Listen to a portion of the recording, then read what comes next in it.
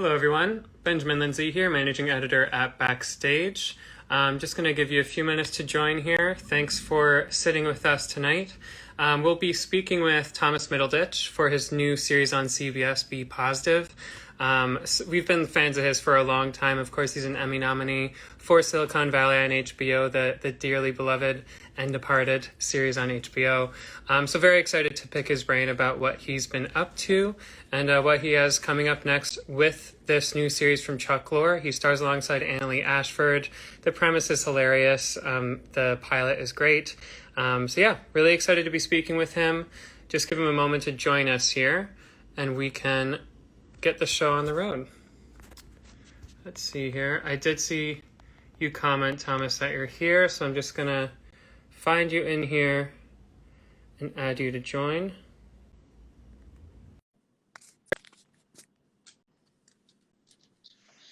Oh, Hey there. hello. How's it going today? Pretty good. Let me do this. Let me take this silly thing off. Okay, great. No, Hi. yeah, guest settled in. Well, I'm Ben from Backstage. It's nice to meet you. Hi, I'm Thomas from front stage, front of house. There we go. There we go. We know who you are too. I hear you just coming off of Ellen. Is that right? Yeah, but I made it home because one of the fun things about I live very close to Warner Brothers. So I just popped on over the hill and bada bing. Easy. Not Easy. bad, not bad. And you had the day off from work. So, well, this is kind of, Well, you had the day off from production. no, I mean well, sort of. I worked earlier today. Oh, there you go. All right. Now after this I'm going on Twitch because I'm a Twitch star now. Twitch star, you are off for the day. We love hearing that.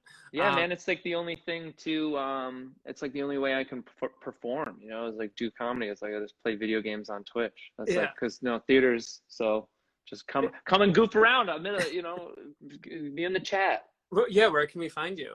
It's like twitch.tv/middleditch. All right. And then Well, I got a hashtag middle Twitch going. It's very, very fun. I'll have to speak to our social media manager. Backstage, we'll have to get on Twitch. Oh yeah, Fine. Backstage. Yeah. Well, thanks for finding the time to speak with us, regardless, before your Twitch session. No problem. Been a fan of yours for a while, and of course, you have Be Positive coming up on CBS. Series premieres next week. Chuck Lorre, you're starring alongside Annaleigh Ashford. Such a great premise. Just for starters, what can you tell us about it and how it kind of came to be for you? Well, I mean, about the show, it's a guy who maybe doesn't have the largest amount of friends, has a kidney failure, and he needs to get a kidney transplant, and no one offers to do it until he runs into someone he knows from high school, but is a total whirlwind, total mess of a person, played by Annaleigh Ashford, and she offers to very graciously give him her kidney, but she's a mess, and everybody's got to learn a thing or two about everybody else. And you know what? While you're doing it, be positive. There we go. That's an elevator pitch if I've ever heard it. I love it. Now, were you familiar with Annaleigh before working with her? She's such a titan of the theater. We're big fans of her here.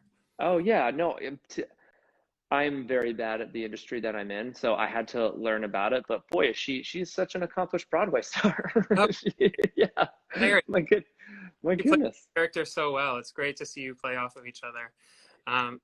Now, how is it that it first kind of came to you? I imagine after your Emmy nomination, wrapping Silicon Valley, you kind of had a choice of what you wanted to do next. Yeah, I was prepared to take it easy. I was prepared to just like have some time off, but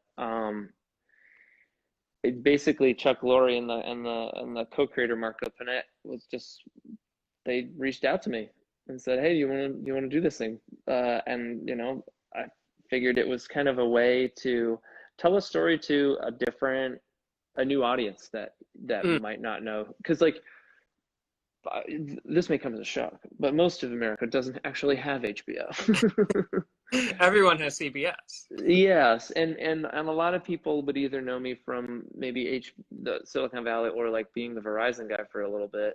Mm-hmm. So I took this as an opportunity to sort of say, hey, like here's a whole new audience. Let's see if I can bring them entertainment as well. Yeah, of course, of course. And audience aside, had you done a sitcom in this style before, or was that kind of new for you as well?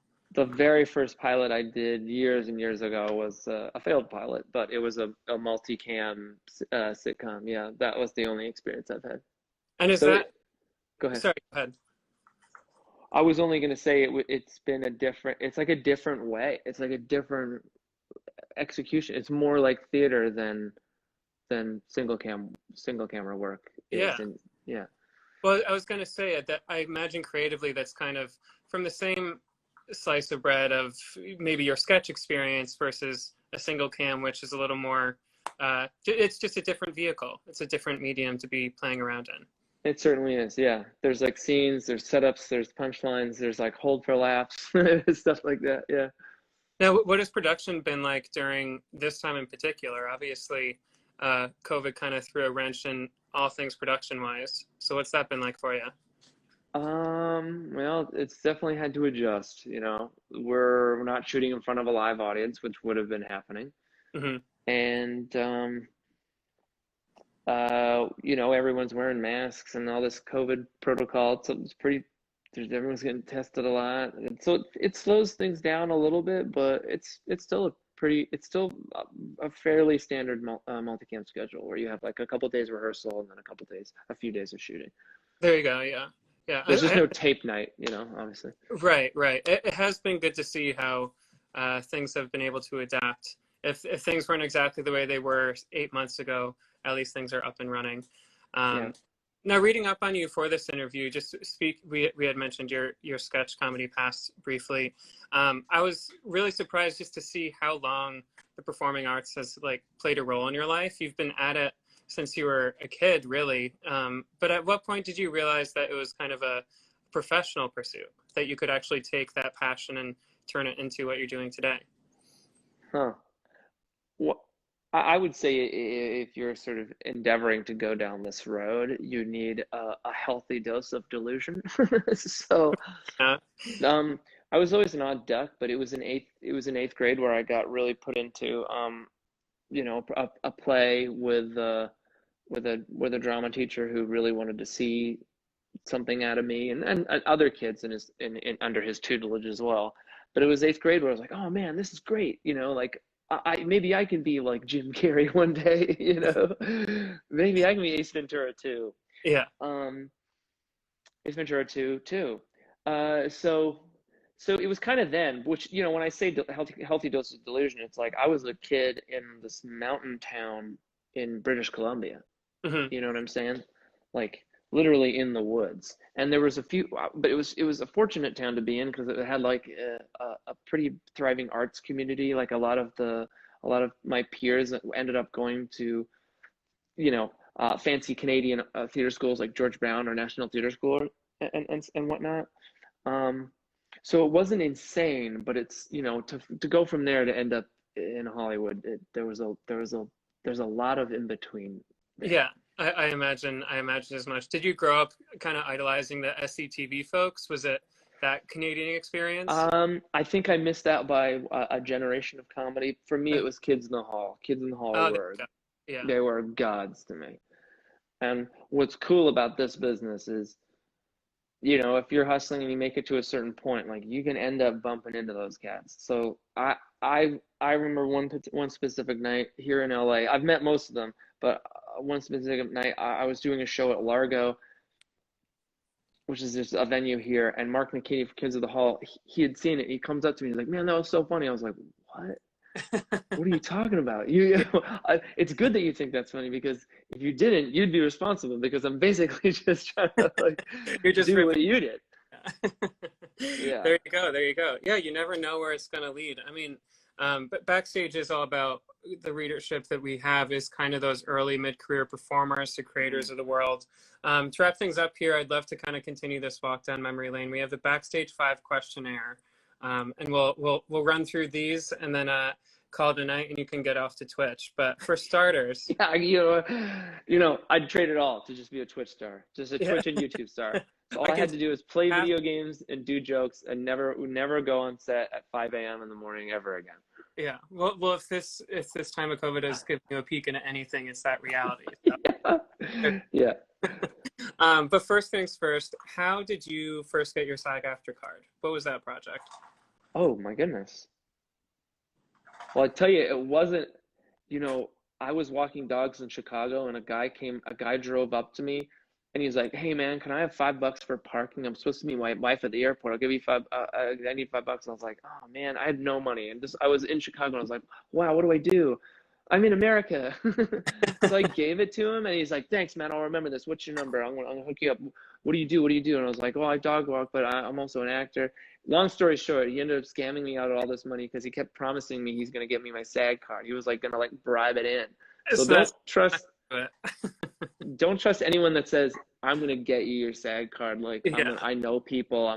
There's no pay to play with a SAG card. I Yeah. need your audience to know it because I did it and I got scammed out of like $1,000, but at that time, which was like all the money I had.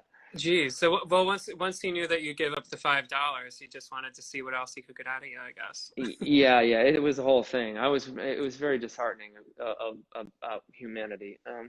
How did I get my first SAG card? You know what? I think it was probably on commercials. You know, Yeah. when I couldn't tell you which one, but when I had moved to, oh, you know what it probably was? At one point, I was gonna maybe leave Chicago. I was doing improv there, and I was thinking about, oh, geez, what am I gonna do? Like, I'm performing a lot, but like, I have no money. Like, maybe I'll go back and do video game design. I love video games. And then I ended up testing for SNL and didn't get it, but then I had all my gear and I was getting a few general meetings, you know, like Yeah. your audience probably knows what a general is. I was sort of like, do I debate explaining it? No, you're Uh, fine. In good yeah, company. yeah, yeah. And I had this little skateboard helmet because it was one of my characters for the SNL audition, and I remember walking for ABC. They're like, "What's the skateboard helmet? Did you skate here?" And I was like, "No, I just tested for SNL. I was so excited." And I was like, "Do you want to see my characters?" Which is insane. I would never do that. Now I would never recommend anyone do that. But for some reason I was like feeling ballsy and I did it and I got a holding deal out of it. So that was probably when I got my SAG card. There we go. There we go. You never know what's going to lead to the next thing, I guess. Yeah. That's very true. That's very true. Well, during those early days, do you have an audition horror story that you could share with us? Man, they don't only happen in the early days. Yeah, continue to this day. Yeah, yeah. You know what? Like, I used to do this. I remember when I first moved out to LA and like trying to get into those first few pilots. I used to think it was like really because I was like, I'm an improviser. I gotta improv, and I gotta like inject a bunch of additional stuff into every fucking like side that I get. So I'd be doing these like auditions, and I would just be like adding so much that if anyone had written it, would be like, stop that. Like that's Right. way too much. And thought it would be funny. What I ended up doing one time was essentially saying the subtext to every single line after I said it. So weird. I thought I was being like a neurotic weirdo, and I remember it ended, and the woman was like, "Do you normally do that?" And I was like, what?" And she's like, like say what the character's thinking after he says it. Like it must have appeared like I was legit crazy. She had to ask to make sure that you weren't, I guess. Yeah. Also, just very recently, I remember, well, somewhat recently, it's the Christopher in Interstellar. I managed to get an audition for Interstellar. I Mm, didn't know it was Interstellar at the time. I okay. just was like, it's Christopher Nolan. Holy crap! And like the scene that you get is not in the movie at all. And I Right. remember like, oh my god, I couldn't make sense of it. And I go and I do it. And I'm like, I can't believe it's you. He's like, thanks for coming in. I'm like, dude, thanks for seeing me. And then as I leave, going through the door, it's completely flat. The ground is there's no transition. It's not like carpet to floor to hardwood. It's Uh-huh. just carpet. And I just like trip. I don't know what happened. I just sort of fell. So I was like, okay, bye, thank you for your time, and then walked normally, and then just fell through the doorway. Just put a button on your audition. That's what they say to do.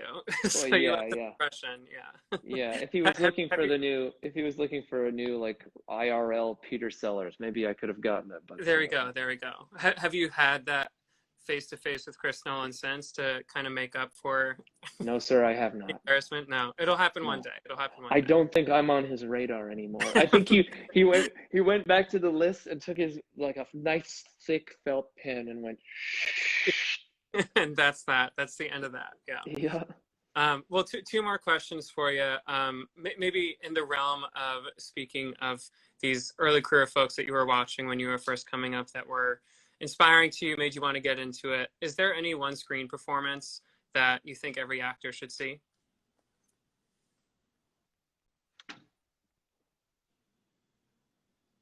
Huh. You know, huh. Screen performance.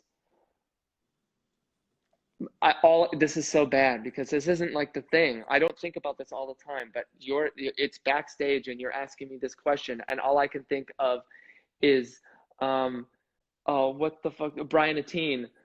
Do you know who that is? No. Good day, Mr. Kubrick. Do you know this? Do you know this Oh, viral video? yeah. So all I can think of is that outsiders comparison with Ralph Macchio and then Brian Atteen. Yeah. Okay.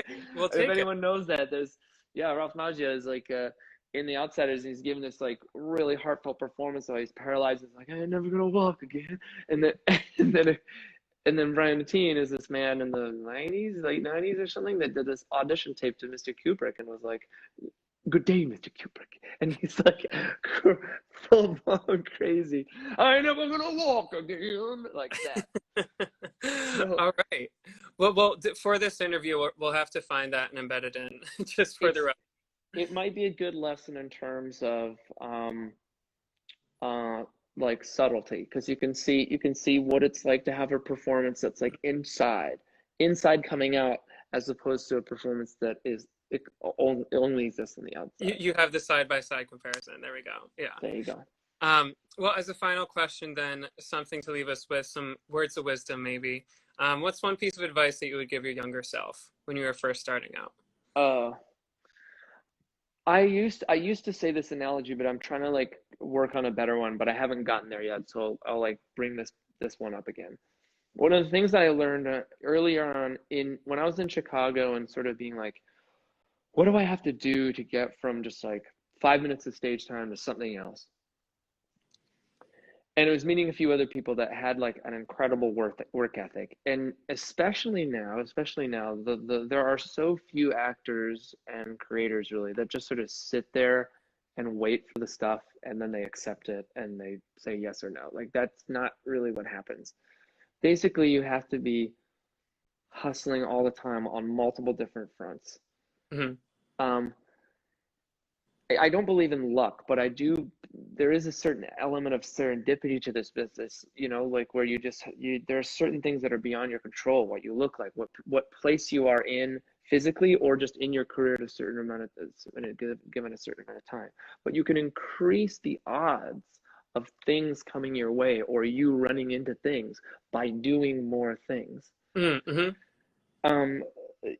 Any agent will tell you it's an easier sell for them if they can sell someone else that they're pitching, that like you act, you write, you're creating all this stuff, or you have all this content that you've made that they can see, as opposed to like, trust me, he or she is great. Mm-hmm.